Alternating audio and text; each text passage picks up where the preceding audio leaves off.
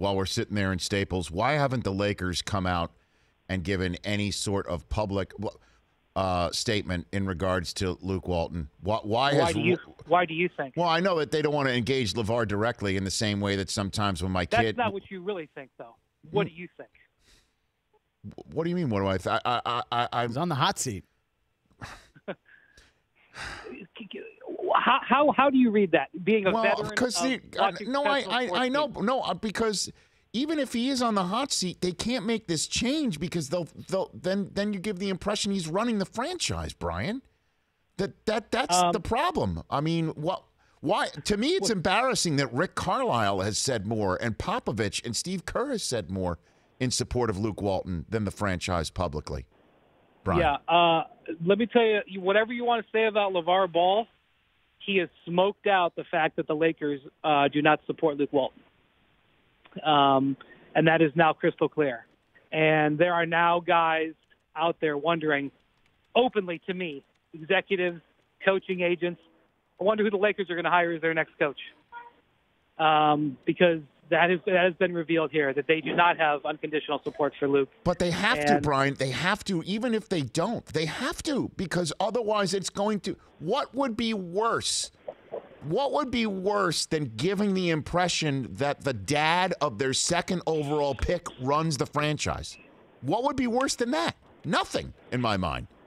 Okay, well, you know that they've had this discussion, right? And they've still elected not to say anything. So what does that tell you? Oh, man. That's nutty. That's crazy. That's crazy, Brian. I got to be honest with you. That's nutty. Nutty. Well, your point is well taken. I don't disagree with you. But it's amazing what this revealed. And this is what it revealed. It revealed that they're not willing to back up their coach. And this is a layup because, it's not like if you back him up today, you're not allowed to make a coaching change in May. But boy, does it say a lot to me. And I know their excuse. I know what their excuse is. But to me, being around the NBA for 15 years, all the time when you have some sort of crisis in quotes, it's always an opportunity, almost always.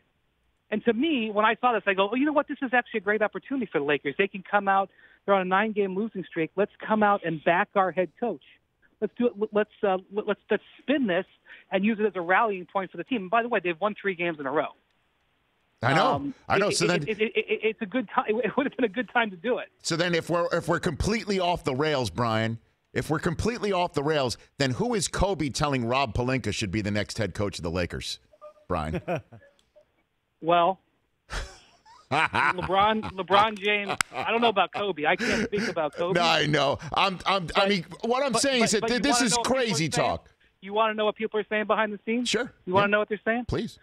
What coach has LeBron tweeted about most recently? What coach got fired this year and LeBron tweeted about him? Los Angeles Fizdale? Los Angeles David Fizdale.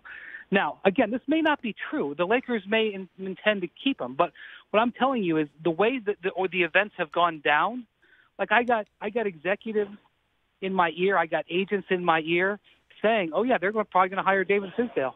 And again, it may not be true.